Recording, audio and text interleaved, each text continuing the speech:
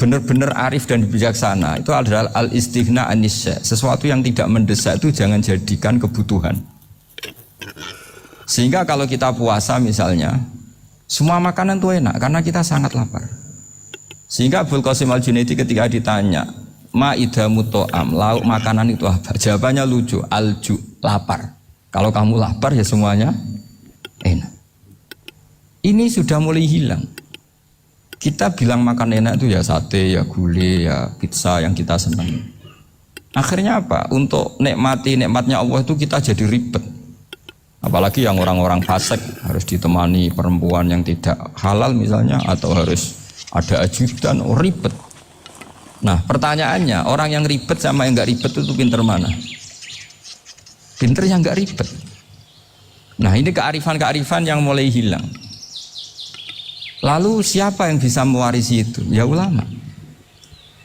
Jadi ulama itu cara berpikir sebenarnya simple. Makanya mereka sering kalau tahajud itu, di antara makalah Sayyidina Ali paling terkenal dan yang menjadikan beliau punya derajat yang luar biasa itu adalah kafani izzan an takuna li robban wa kafani fakhran an akuna laka abdan. Ya Allah, saya ini sudah begitu mulia, begitu terhormat dan sangat-sangat terhormat karena yang menjadi Tuhan itu Engkau. Jadi rumus pertama itu karena menjadi Tuhan itu Engkau. Hanya Tuhan yang abadi, Tuhan yang pertama, hanya Tuhan yang al-awwal. Coba ya Allah, kalau saya ini punya Tuhan Fir'aun, punya Tuhan mati jadi tontonan lagi, itu kerennya di mana coba? Andai kan kita punya Tuhan Fir'aun, atau punya Tuhan yang asal usulnya manusia, apapun hebatnya manusia itu, kita punya Tuhan manusia itu. Tuhan yang lapar, yang kalau nggak makan mungkin pingsan, mungkin bisa kena COVID, nanti Tuhannya diisolasi. Kayak apa? Makanya ketika Tuhan Allah menyindir ketuhanan selain Allah itu, Allah hanya menyindir dengan kalimat sederhana, kana yakulanit to'am, yang kamu tuhankan itu masih makan. Hanya kalau nggak makan ya lemes. Jadi lama-lama ada orang gini, alhamdulillah tadi Tuhan mampir ke saya, kelihatannya lapar, setelah tak kasih makan sehat lagi. Susah nggak punya Tuhan yang seperti itu. Beda dengan Tuhan kita, Tuhan yang nggak butuh makan, nggak butuh minum, al-qayyum, zat yang berdiri sendiri tanpa butuh yang lain, al-awwal. Sebelum ada langit bumi sudah ada Tuhan kita yaitu Allah. Bandingkan dengan Tuhan-Tuhan yang dipertuhan yang lain, yang adanya setelah bumi, misalnya Fir'aun dan sebagainya. Sehingga Sayyidina Ali pertama jadi kebanggaan apa? Kafani izzan antakuna li robban. Saya ini keren betul karena punya Tuhan yaitu Engkau. Tuhan yang lahul asmaul husna, Tuhan yang semuanya punya kebaikan, punya keabadian, punya keagungan. Terus wa kafani fakhron an akuna laka abdan, dan saya bangga sekali karena saya menjadi hambamu. Kalau saya jadi hambanya Pak Rektor ribet kan, sudah tak hormati ternyata nanti tidak rektor, ya kan ribet kan. Terus pokoknya ribet, jadi budaknya manusia itu ribet. Makanya ada seorang wali datang ke temannya yang jadi presiden atau jadi raja. Datang ke situ karena tidak punya uang, mau minta uang karena temannya raja. Setelah sampai sana ternyata temannya ini karena orang soleh pas berdoa, ya Allah saya minta ini, minta ini, minta ini. Terus si wali tadi pulang. Kenapa kamu pulang? Ternyata dia sama, masih minta-minta kayak saya. Jadi sederhana dia. Sama-sama minta kamu, minta zat yang kamu mintain katanya. Jadi dulu itu orang itu sebegitu dekat dengan Allah. Sehingga si raja ini terus ketemu wali tadi tanya, kenapa kamu menyepelekan saya padahal sekarang saya raja. Terus ditanya sama wali tadi, karena temannya, kalau kamu di padang pasir tidak bisa minum dan harus minum 1 gelas, dengan ongkos kamu harus mengasihkan semua kerajaan kamu demi minuman itu. Pilih mana, minuman apa tetap jadi raja? Ya saya milih bisa minum. Saya tidak raja tetap hidup, tapi kalau nggak minum mati. Bagaimana Anda bangga dengan satu kerajaan sing la yusawi kak samain, yang tidak sama dengan segelas air.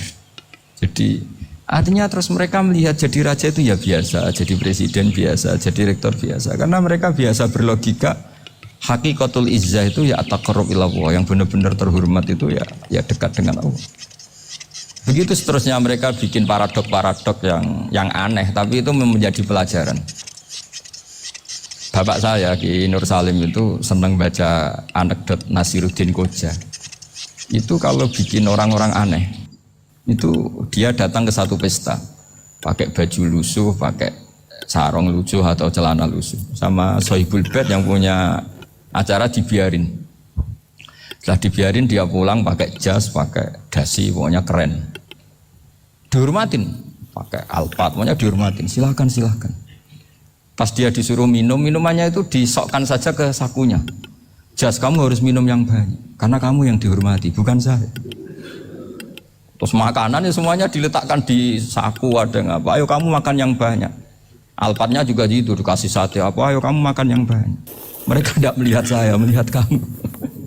Akhirnya orang satu pesta itu istighfar semua, berarti kita ini salah. Terus dia pidato, kenapa kamu uang gitu? Tadi saya datang, orangnya sama. Gara-gara beda pakaian, penghormatannya beda. Berarti yang berhak dapat makanan ini jasa ya, bukan saya. Betapa naifnya kita sebagai orang. Ternyata kita masih hormat sesuatu yang seperti itu, yang atribut lah. Jadi orang-orang sufi itu orang yang bisa menertawakan dunia. Akhirnya ya, pertama dia dianggap orang gila, masa jas dikasih makan, dikasih minum. Tapi secara fikih dia benar, haram dia makan. Karena pas dia datang dibiarin, setelah pakai jas dikasih makan. Berarti hakikat yang dapat rezeki siapa? Jasnya apa orangnya? Jasnya apa orangnya? Jasnya. Jadi itu orang-orang sufi, kearifan orang-orang dulu itu bisa ngelola hal-hal yang keseharian menjadi luar biasa. Ada seorang wali melihat istrinya makan satu piring, anaknya makan satu piring. Ditanya, kalian kenyang? Wah, kenyang sekali. Melihat anaknya minum kopi satu cingkir, senang. Kalian senang sekali. Wah, kalau senang dengan hal-hal yang murah bisa, ngapain harus senang dengan hal-hal yang mewah? Bodoh sekali saya. Sehingga terus mereka bisa qanaah. Qanaah itu ya hidup itu simpel, sederhana. Jadi tentu saya tidak akan ngomong yang muluk-muluk, selain itu tidak bidang saya juga apa ya. Kita ini butuh obat di kondisi Covid seperti ini. Butuh kesederhanaan, butuh apa ya? Istighna tadi. Kita harus istighna billah an ghairillah. Jadi sudah cukup bahwa Allah ini segalanya. Sehingga tadi saya dengarin himnenya Unisula, yang paling saya kagum adalah dimulai dengan kalimat-kalimat thayyibah. Di antara tugas suci Nabi Ibrahim dan semua nabi adalah wa ja'alaha kalimatam baqiyatan fi aqibi. Nabi Ibrahim itu nabi yang diberi gelar Allah. Dia adalah nabi yang menjadikan kalimat tauhid itu kalimat yang abadi. Fi aqibi, di anak turunnya, di semua generasinya, baik anak turun karena gen maupun karena pembinaan, karena pendidikan. Ini penting sekali saya utarakan karena apa? Satu kehidupan itu sebenarnya digerakkan oleh kata-kata, oleh mutu kalau oleh bahasa modern. Sehingga banyak ulama mengatakan al-ibarat kutun li'ailatil mustami'in, bahwa redaksi atau moto atau pegangan hidup itu penggerak kehidupan. Sehingga sebetulnya manusia itu digerakkan oleh kalimah-kalimah itu, oleh moto-moto itu, oleh prinsip-prinsip hidup itu. Misalnya orang Palestina itu tiap hari ke pasar gitu. Mereka ke laut gitu. Ditanya, kenapa tidak takut tembak Israel? Jawabannya lucu. Kena tembak ya mati, nggak makan ya mati, nggak kerja ya mati. Ya sudah, sama-sama mati ya, mendingan aktivitas normal.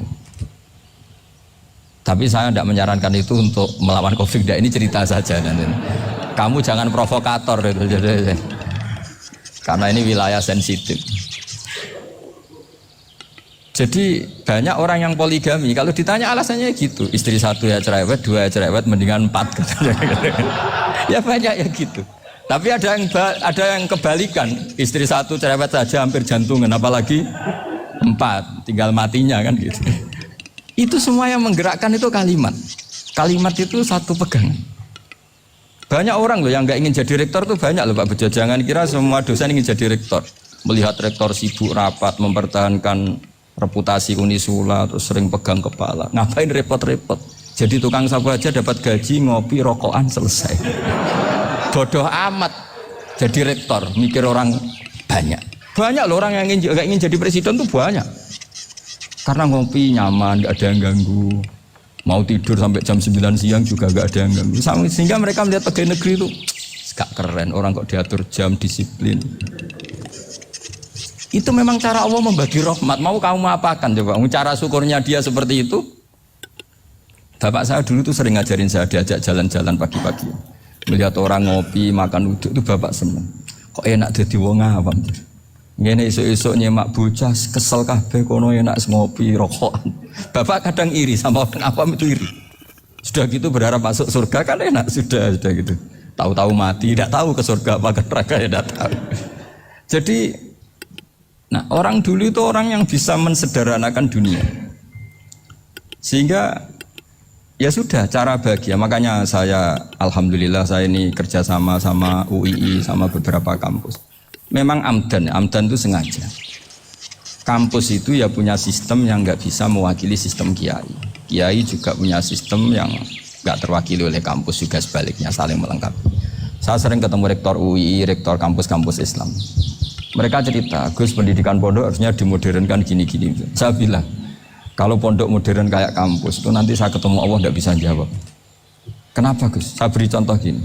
Kalau misalnya perempuan perawan lah atau apa saja, namanya perempuan, mau tanya tentang menstruasi atau haid. Kalau semuanya sistem kampus, dia harus kuliah dulu. Registrasi dulu, kuliah dulu, bayar dulu. Dan dapat jawabannya nunggu mata kuliah pas itu. Bandingkan kalau sistem pondok, saya tuh sering ke pasar sama anak saya dicegat sama ibu-ibu. Gus, anak saya ngalami gini-gini, keluar darah terus menerus, nggak 6 hari tapi 1 bulan penuh. Itu hukumnya apa Gus ya? Nanti saya mau sowan ke jenengan. Nggak, ada usah sowan di sini aja. Ya sudah. Sebelum mengeluarkan darah yang rutin seperti itu biasanya haidnya berapa hari? 6 hari ya sudah ikut yang 6 hari, yang lainnya istighatsah. Ngoten tok Gus, ya udah ya. Begitu terus di masalah udhiyah, Pak. Ya coba kalau semuanya pakai sistem kampus, daftar dulu, bayar dulu. Jadi ini nggak ada jawabannya, nunggu mata kuliah itu. Baru dapat jawaban, itu biasa nggak sholat bertahun-tahun karena belum ada jawaban tentang itu. Nah itu kalau misalnya orang mati, tahunya cara apa memulasara jenazah itu nunggu kuliah dulu, pas mata pelajaran itu dulu, baru menangani orang mati. Berarti orang mati itu tergeledak semua. Tapi kalau kiai kan enggak. Di sini orang mati terbakar, kalau dimandiin malah badannya copot-copot, itu gimana hukumnya? Ini ada orang mati Gus Kendat, ini disolati apa enggak? Ada orang mati apa itu oplosan ya kan? Itu disolati enggak? Soal sering ditanya gitu. Gak usah registrasi Pak Rektor, gak usah registrasi, gak usah daftar, gak usah seminar. Makanya kalau orang kampus wani kiai itu ya kualat tenan itu, karena ini yang on time. Tapi pondok seperti saya ya ikrar seikrar-ikrarnya. Pentingnya kampus karena melatih efisiensi waktu, disiplin, tata kelola manajemen sehingga kita ya hormat. Tapi tadi kita harus saling melengkapi sehingga saya tunjukkan ke publik bahwa saya hormat sekali sama polisi, sama tentara. Coba kita bisa apa ngadepi bandar narkoba kalau enggak polisi? Bisa apa coba menjaga NKRI kalau enggak tentara? Begitu juga ya sudahlah kita memang fa inna yadallahi ma'al jamaah, kita berkah itu kalau bersama-sama, enggak bisa kita sendiri. Nah lalu orang kayak saya itu ya beberapa kali sebetulnya saya itu ditawanin jadi dokter honoris causa apa. Kekhawatiran saya satu Pak Bejo, takut pas enggak punya uang. Itu dokter kok ada duit kan enggak pantas gitu. Jadi repot gitu, daripada beban lah sudahlah enggak usah dokter. Jadi kalau enggak punya uang ya pantas, terus kalau ngebis ya pantas. Suatu saat kalau mati nggak ada yang hadir ya pantas, nggak dokter gitu. Kalau sudah dokter kok masuk neraka, kayaknya apalagi rektor kampus Islam kok masuk neraka itu kan kok kayak agak pas itu. Misalnya rektor Unisiola ditanya mungkar nakir, nggak bisa kan kayak gimana gitu. Makanya harus sering ngaji saya supaya nggak malu di depan mungkar nakir. Masa rektor ditanya mungkar nakir nggak bisa. Harus berani bentak, ini saya rektor loh Pak Mungkar Nakir. Masa kalau wali-wali dulu berani. Masyhur di cerita wali-wali ditanya marabbuka manabuka, saya ini guru tauhid. Kok kamu tanya marabbuka manabuka, yang ngotok. Kamu tidak pernah ngaji, enak aja tanya. Jadi wali-wali itu ya rileks ngadepi mungkin. Saya akan rileks wali di Bang Pak Rektor, saya yakin itu. Karena wali itu lebih dekat Allah. Sehingga orang dulu itu, saya ulang lagi ya, ada satu kearifan namanya hidup itu apa? Hidup itu adalah cari sebanyak mungkin supaya hidup itu tidak tergantung pada banyak hal. Sehingga misalnya cara berpikir orang-orang modern itu sebenarnya banyak orang-orang ilmuwannya nggak ngagumi Amerika. Bukan karena angkuh ndak. Untuk mempertahankan kebesaran negara sebesar itu, kebutuhan listriknya besar, kebutuhan tentaranya besar, kebutuhan apa. Sementara negara kayak Venezuela atau Swiss kebutuhannya ada banyak. Pertanyaannya, yang tergantung dengan banyak hal sama yang tidak tergantung banyak hal, itu pinter mana? Kalau dibalik pertanyaannya gitu, negara-negara maju itu tidak keren kalau dibalik pertanyaannya. Orang yang untuk mempertahankan eksistensinya banyak, butuh banyak hal, dengan yang tidak butuh banyak hal, itu pinter mana? Orang yang bahagianya nunggu jadi dokter, nunggu jadi kiai besar, kiai viral, dengan orang yang bahagia cukup dengan ngopi, itu pinter mana? Tapi kalau dibalik pertanyaannya, orang yang tahunya nikmat hanya kopi dengan nikmat yang banyak, pinter mana? Makanya Mbah Mun itu kalau guyon itu lucu. Aku iku sakake ambek wong desa sing mlebu swarga. Saya dulu eskal mlebu swarga kok disakeni. Akhirnya beliau memberi penjelasan. Wong desa iku roe pakanan enak, iku mau kopi mbek uduk. Lah swarga iku mau nuruti sing dikarepno. Akhirnya semua mangan, wis ngopi, nguduk, ngopi, ora roh pakanan liyane ku ora roh. Nasi mandi yo ora roh, pizza yo ora roh apa-apa. Terus saya bilang, wah lah niku nak nganti selera tentang wanita cantik. Iku juga sederhana. Rontok pesek ya wis cantik, rontok ireng ya wis. Apa bidadarinya seperti itu karena saking enggak pengalamannya. Jadi surga itu kan nuruti apa yang diinginkan. Kira-kira keinginan orang kampung kalau di surga itu apa coba? Makanan apa coba? Ya mana senangnya ketemel gemblong gitu. Nah, artinya malaikat lebih suka nangani surganya orang-orang kampung timbang Pak Rektor. Ini sudah ribet ini. Makanan apa saja sudah harus dicoba. Terus kalau di mall tahu orang macam-macam, seleranya macam-macam pasti.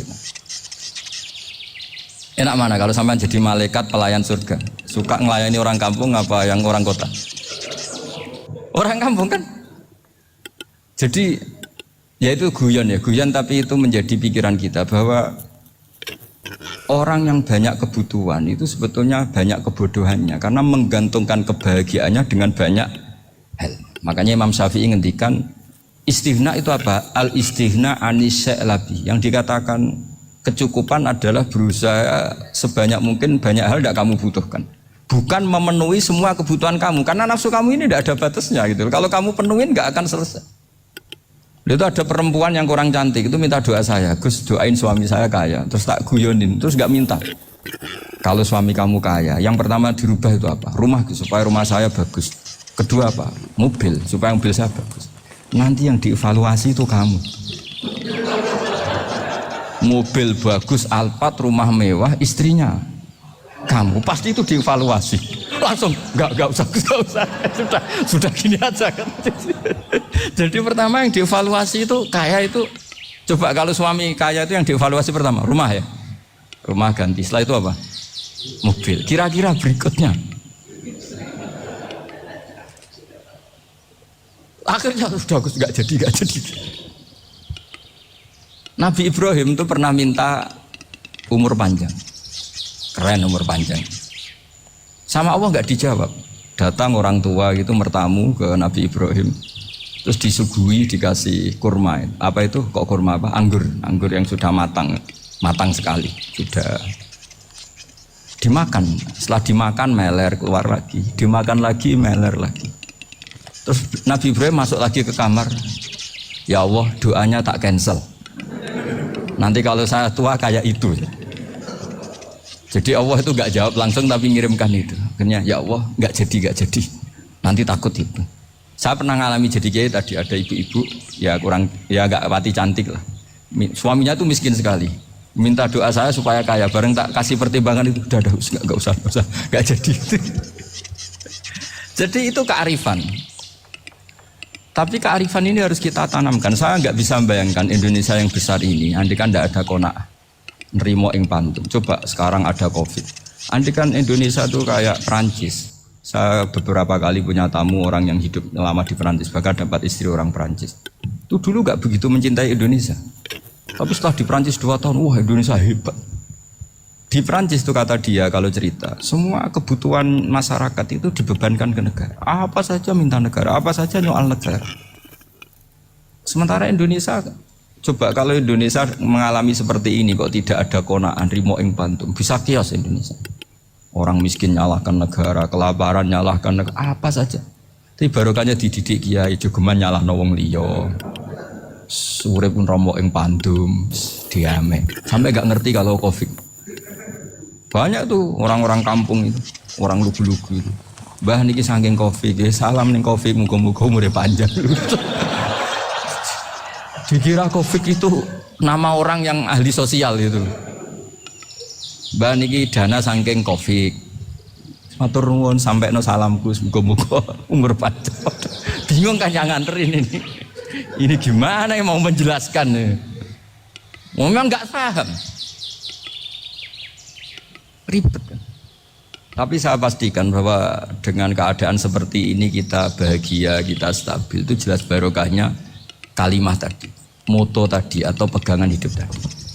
Makanya disebut al-ibarat qutun li ailatil mustami'in, bahwa redaksi atau kata-kata atau pegangan atau filosofi hidup, apalah namanya itu adalah penyemangat. Penyemangat. Karena kata-kata ini memang luar biasa. Ketika sahabat perang demi kebenaran, zaman itu ya pasti benar karena yang dibela Nabi. Dulu itu kan enak zaman Nabi, yang dibela mesti benarnya, musuhnya mesti salahnya. Jika dulu itu memang harus tegas. Kalau sekarang mau tegas gimana? Yang kamu bela tidak mesti benar, musuhnya tidak mesti salah. Ribet kan kalau misalnya saya tukaran sama Pak Rektor, kamu mau bela mana kan bingung. Saya tidak mesti benar, saya tidak Nabi. Pak Rektor apalagi nggak mesti benar lagi kan? Ribet kan? Jadi kalau kita mau perang sekarang itu mau pede gimana? Enggak. Makanya banyak ulama sekarang tuh mau tegas tuh nggak berani karena ya banyak hal yang abu-abu lah wilayahnya. Misalnya pilihan presiden atau pilihan bupati, pilihan menteri. Kamu mati-matian bela itu, yang kamu bela ada mesti benar, musuh kamu tidak mesti salah. Misalnya pilihan bupati, wah ini kabupaten ini baik kalau bupatinya ini, yang satu bilang ini, terus tim suksesnya kamu tanya, kamu yakin? Ya tidak juga. Lah kenapa semangat? Kan saya botohnya, paling alasannya ya itu aja, bukan yang lain. Beda dengan zaman Nabi, nabinya mesti benar, Abu Jahalnya mesti salah, kan enak aturan mainnya jelas. Singkat cerita dalam perang itu banyak sahabat yang ngalami luka, ngalami apa. Kemudian curhat ke Nabi, ya Nabi gara-gara derekkan jenengan, ngikuti jenengan saya harus ngalami seperti ini, seperti ini. Ngiranya orang itu diapresiasi sama Allah keluarnya. Ternyata sama Allah gak diapresiasi. Malah diturunkan ayat intakunu ta'lamuna fa innahum ya'lamuna kama ta'lamun wa tarjuna minallah malah yarjun. Kalau kamu sakit karena perang, orang-orang kafir itu ya sakit, itu saja berani padahal demi kekafiran. Wa tarjuna minallah ma la yarjun, padahal kamu punya nilai lebih yaitu berharap kepada Allah yang mereka tidak punya. Saya jadi kiai itu ya kadang mangkel. Karena yang benci ya benci, yang seneng itu ngel-ngel loh kayak Pak Bejo. Jadi semuanya ribet. Lah iya, yang benci ya ganggu, yang seneng ya ganggu, tambah nemen. Seribet. Tapi kalau sudah ingat bandar narkoba, mereka berhadapan dengan polisi, kadang ditembak karena kesalahannya terlalu fatal. Antar persaingan mereka juga bisa tembak-tembakan karena merebut pasar narkoba. Itu saja mereka berani.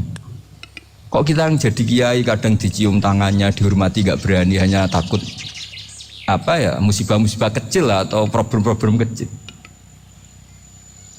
Lah iya, kalau kita bandingannya gitu. Kalau kamu mau tahajud kedinginan, itu masih nanti dihisap Allah itu gitu. Maling ayam itu keluar malam-malam, hanya dapat ayam.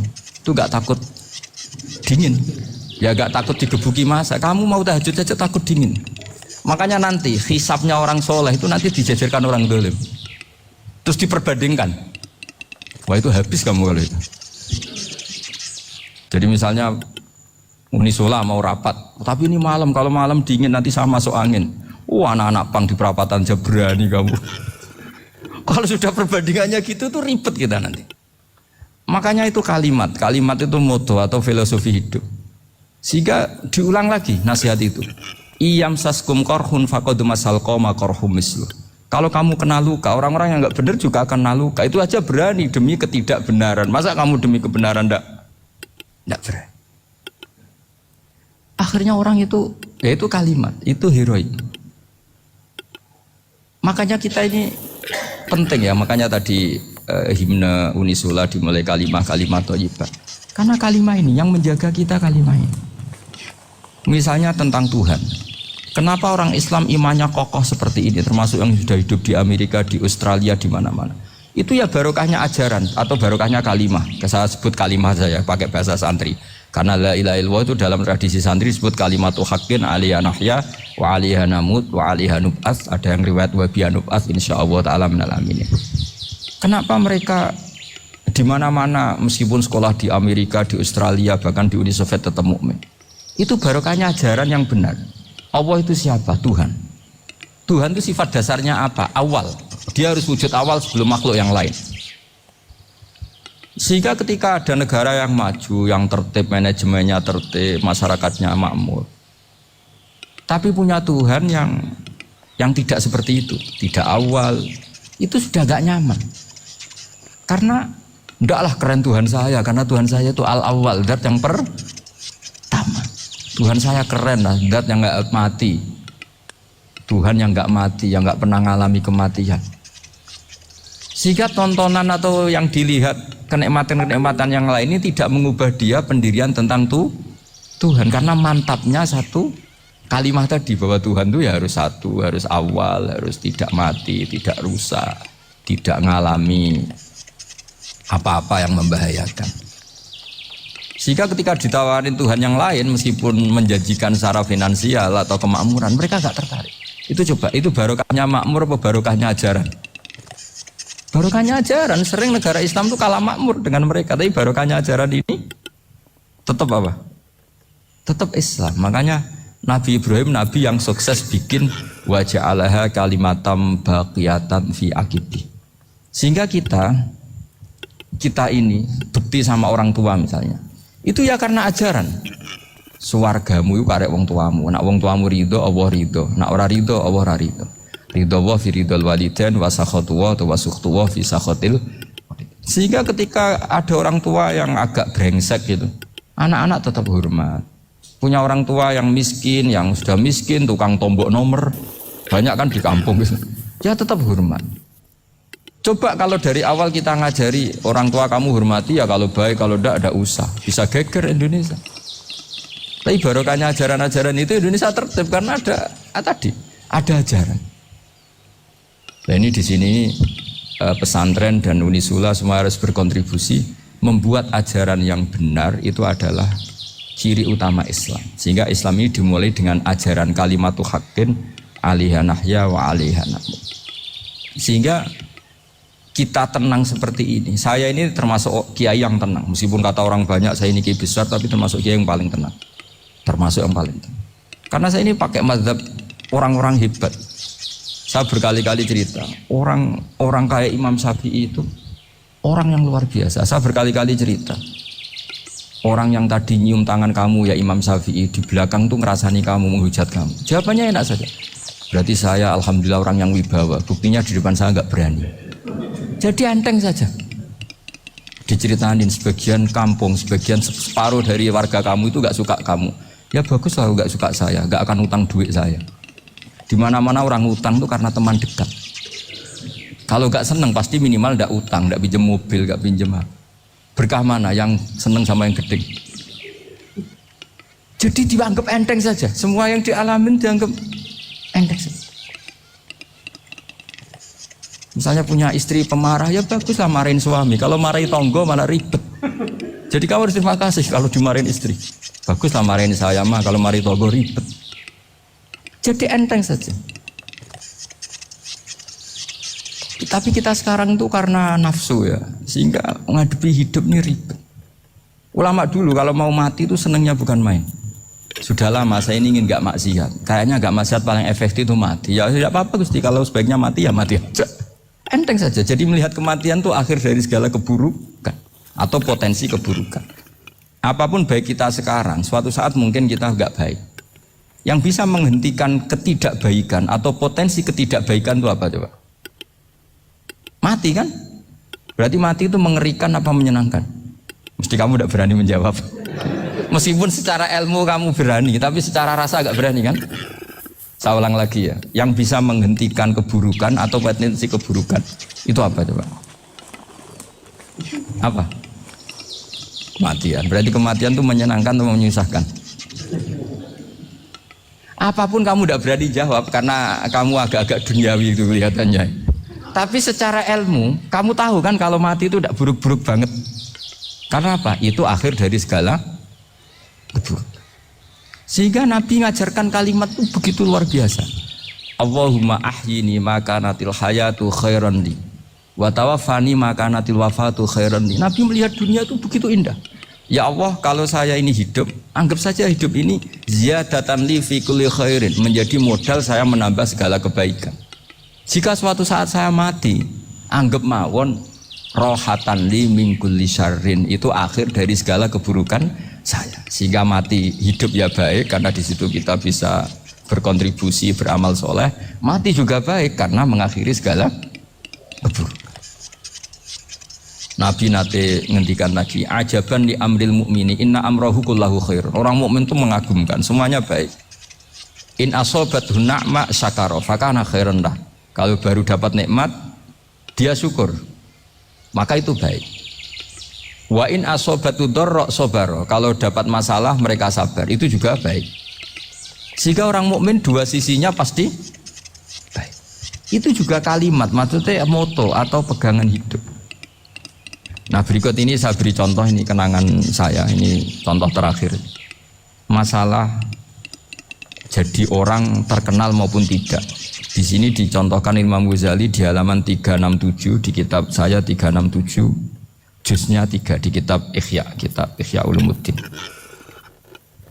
Di sini beliau cerita betapa untuk menjaga ikhlas sebaiknya orang itu tidak terkenal, tidak syuhrah, tidak terkenal. Oke, itu kita sepakat ya, karena kalau terkenal mungkin orang dipaksa publik dengan tanda kutip untuk selalu berbuat baik, tapi karena jaim lah, jaga image atau apa. Tapi ketika dibalik pertanyaannya, kamu rela yang terkenal itu orang nggak benar, sementara yang orang benar itu nggak terkenal. Lalu masyarakat tahunya yang tidak benar. Kalau pertanyaannya dibalik gitu, orang baik wajib terkenal enggak? Kalau pertanyaannya dibalik seperti itu. Dokter yang benar tidak terkenal, yang malpraktek terkenal. Kamu ingin kondisi seperti itu? Gak ingin kan? Kampus yang bagus gak terkenal, kampus yang bagus gak terkenal, yang gak bagus. Nah, artinya apa? Gara-gara olah kata, olah pikiran, ini logika jadi rubah. Lagi-lagi apa? Jawaban itu ada di kata-kata sebetulnya. Makanya bab-bab seperti ini tidak usahlah kita berdebat, berpolemik. Sebaiknya orang itu humul, menutup diri, apa sebaiknya orang terkenal, itu nggak perlu seperti itu. Sudah terserah Tuhan saja. Makanya saya mulai dulu ngaji sampai sekarang itu ya tidak punya punya ikon tertentu atau punya website tertentu, enggak. Sudah terserah pangeran. Sudah saya juga tidak sok suci materialistik atau enggak, ya tidak mikir saya. Bukan apa-apa ya, karena saya ini kiai, jadi biasa urusannya sama Allah, tidak sama makhluk. Jadi pusing kalau sama sarah-sarahnya makhluk itu pusing. Meskipun rektor kalau nasihati saya pasti tidak saya terima, itu tetap makhluk, itu sudah ada ngefek. Kalau saya itu sudah ada itu. Bukan karena saya sombong, ya memang makhluk betul gitu, bukan. Cuma nasibnya bejo aja, tapi makhluk tetap makhluk. Saya beri contoh ya. Ini makalah yang ditulis Imam Ghazali. Ya. I'lam aslahakallah anna aslal jah wa intisarus sayyid atau sayyidi wal istihar bahwa mazmumil balil mahmudu al-khumulu illa man syaharahu wa ta'ala linasri dini min ghairi takallufi tolabi syuhrati minhu. Jadi kalau kamu ingin ibadah kamu selamat, ya kamu jangan terkenal. Tapi resikonya adalah kalau kebaikan itu tidak terkenal, maka enggak dikenali. Kalau enggak dikenali berarti masyarakat hanya punya percontohan yang tidak baik, karena yang baik tidak terkenal. Jadi itulah ulama-ulama dulu. Jadi apa-apa itu dibanding-bandingkan. Kemudian nanti kelihatan, jawabannya itu kelihatan. Jadi ulama dulu itu biasa ngarang misalnya afatun nikah, sisi negatifnya nikah. Harus ngurmat istri, harus macam-macam, kalau terlantar itu ya dosa. Seperti tadi Pak Marsudi cerita, kalau orang ngapalkan Quran itu takut lupa, kalau lupa itu jadi dosa. Pertanyaannya, kalau semua orang takut lupa, takut dosa, semua orang nggak hafal Quran karena potongan-potongan lupa. Cara berpikir tidak seperti itu. Kalau berpikir ya namanya hafalan ya inginnya hafal, kan nggak ingin lupa. Lah nanti kalau takdirnya lupa karena hal-hal yang dimaklumi oleh syariat itu enggak yang termasuk dosa. Yang dosa itu lupa ta'wiri udhrin syar'iyyan, lupa yang tidak ada sebab yang apa? Syar'i. Tapi lupa bawaan EQ-nya enggak bagus. Lupa bawaan sering dibentak. Oh itu enggak masalah karena bawaannya orang tertekan itu ya lupa. Coba kamu hafal Quran. Terus punya kredit jatuh tempo. Pas hari itu aku yakin enggak cerdas sudah. Itu bawaannya orang tertekan itu pasti lupa. Jadi ya saya teruskan ya. Jadi terus ada makalah yang sangat bagus sekali tentang itu. Saya baca ya. Wa yadullu ala dzalika anna Allah azza wa jalla amaral anbiya'a bi idharil amali lil iktida wa khassahum bi mansibin nubuwah. Wala yajuzu ayyudhanna bihim annahum khurrimu afdhalal amalen. Jadi orang yang terlalu mendewa-dewakan khumul itu menutup diri. Oke itu baik, karena dengan khumul, dengan menutup diri Anda tidak ria, Anda tidak pamer. Tapi kata Imam Ghazali, kamu juga harus ingat, di antara syaratnya Nabi itu harus mengumumkan kalau beliau itu seorang Nabi. Harus memaklumatkan kalau beliau seorang Nabi, supaya bisa diikuti. Caranya sholat harus diumumkan, sehingga Nabi itu mengatakan harus jamaah. Karena dengan cara jamaah itu bisa shollu kama ra'aitumuni usolli. Coba kalau Nabi sholatnya nggak diperlihatkan, kamu harus sholat yang benar. Caranya gimana ya Rasulullah? Itu rahasia. Bingung nggak kira-kira? Bingung nggak? Ya misalnya amal rahasia selalu lebih baik. Terus ada pertanyaan, Nabi ngendikan kamu sholat yang benar. Caranya gimana Nabi? Ya itu rahasia. Terus gimana coba? Tapi Nabi ngendikan apa? Shollu kama ra'aitumuni usolli. Ya sudah kamu sholat, niru saya sholat. Berarti Nabi sholatnya diperlihatkan apa disembunyikan? Diperlihatkan. Jadi begitu juga saya berkali-kali bilang, orang tahu kalau itu bidan ya berdasar tulisan itu bidan. Tahu kalau itu dokter gigi ya itu dokter gigi. Jangan sampai gara-gara tidak ada tulisan mau beli alat bangunan di dokter gigi, mau periksa gigi di toko bangunan. Gara-gara apa? Nggak ada maklumat. Nah, di sini ulama-ulama selalu memaklumatkan dirinya. Termasuk Imam Ghazali ketika ngarang kitab dinamai Ihya Ulumuddin, bahwa kitab ini bisa menghidupkan ilmu-ilmu agama yang mulai hilang. Begitu seterusnya. Jadi ini ngaji ya. Jadi orang itu harus ngerti. Jadi jangan nuruti emosi sendiri atau logika sendiri. Bahwa saya suka humul, ya monggo, agama Islam menyediakan sarana itu. Uzlah itu ya punya sisi kebaikannya sendiri. Tapi syuhrah terkenal asal tidak nuruti nafsu juga punya sisi kebaikannya sendiri. Setidaknya umat ini punya satu master kebaikan yang mudah diakses. Tapi tadi saya ulang lagi, jangan karena hadun nafsi, jangan karena kepentingan pribadi. Makanya di sini disebutkan wa yadullu ala dzalika ay ala syuhrah anna wa ta'ala amaral anbiya bi idzharil amal lil iktida. Allah selalu memerintahkan para nabi kalau ngamal kebaikan ya harus dimunculkan supaya bisa ditiru. Yaitu tadi kita tidak bisa bayangkan kan kalau misalnya Nabi menyuruh kamu harus sholat yang benar, kemudian sholatnya Nabi sembunyi. Lalu ditanya, Nabi saya niru siapa? Wah itu rahasia, kamu nggak boleh lihat sholat saya, saat takut tidak ikhlas. Ribet kan? Sehingga jamaah itu statusnya tetap harus. Nah bedanya harus ini ulama berpendapat harus yang apa? Fardu kifayah, tapi fardu itu maknanya harus. Tapi bukan berarti kalau nggak jamaah sholatnya nggak sah, nggak. Tetap tapi statusnya jamaah tetap apa? Harus. Nah barokahnya harus ini orang yang baru sholat, sholatnya langsung benar karena ada yang diikutin. Coba kalau mantan dukun baru sholat terus sholat sendiri, itu mesti mirip mantra itu. Karena dia tidak ada master percontohannya. Tapi barokahnya ada master, orang paling bodoh pun kalau sholat ya benar, karena standar ada komandonya, ada imamnya. Sehingga Imam Ahmad malah berpikir keras, syarat sahnya sholat itu harus jamaah. Cara pikirannya Imam Ahmad keras sekali beliau.